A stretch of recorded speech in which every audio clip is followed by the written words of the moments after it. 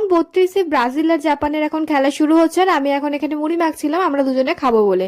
আজকে ভেবেছিলাম খেলা দেখতে দেখতে স্কিন কেয়ার করবো, কারণ সকালে না করা হয়নি সেই কারণে। এখন আমরা দুজনে এখানে খেলা দেখছিলাম, হাফ টাইম হওয়ার পরে ভাবলাম যে না, এবার আমাকে উঠতেই হবে, স্কিন কেয়ারটা করে ফেলি।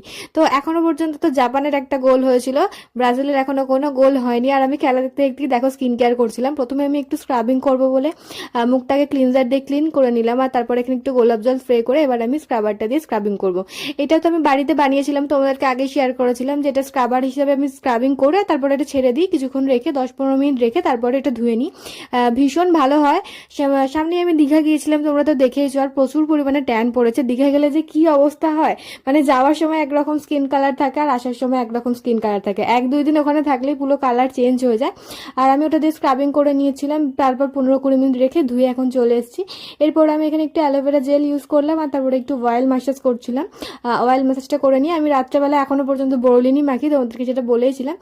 ভালো করে অয়েলটা ম্যাসাজ করে নিলাম, আর তারপরে একটু বোরলিন মাখবো মুখে, সেটা যখন শোবো তখনই মাখবো, এখন মাখলে পুরো ঘেমে স্নান হয়ে যাবো সেই কারণে। আর হাতে না আমার স্ট্রবেরি স্কিনের সমস্যা আছে, সেই জন্য একটু মলম মেখে নিলাম।